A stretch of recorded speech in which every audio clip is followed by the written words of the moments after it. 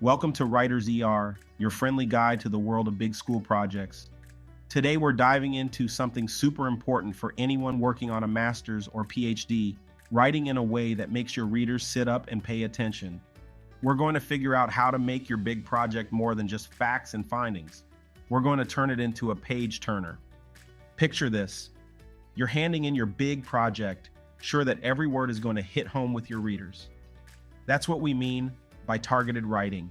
It's not just about what you're saying, but how you're saying it. So how can we make our words stick? By getting 4 things about our readers spot on. Spot your readers. First up, figure out who your readers are. Are they fellow school folks, people working in the field, or a mix? Knowing their background, what they're into, and how much they know is super important. Say your big project is about a cool new topic in biotech, and your readers are mainly scientists in that field. Your writing should match their level of know-how with all the fancy terms and details they'd expect. But if your readers are from different fields, you'll need to make those hard words easy to get without losing the meat of the matter. Fix your words.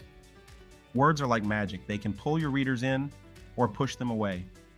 In school writing, being clear and exact is key. Stay away from super complicated sentences that could leave your readers scratching their heads. Instead, aim for a balance between sounding smart and being easy to read. Use fancy terms when you have to, but explain them. This way, your work is open to more people while still sounding smart. If you found these tips handy, don't forget to hit like, share, and subscribe for more. Answer the so what question. Every reader will quietly ask, so what? Why should I care about this research? Your big project should answer this from the start. Show off why your work matters in your introduction. Is it filling a gap in what we know? Could it change the way things are done in real life? Make these points clear. Your readers should feel that going through your big project is more than just schoolwork. It's a journey into something new and important. Catch their attention with storytelling. Finally, add some storytelling to your school writing. This doesn't mean turning your big project into a made-up story.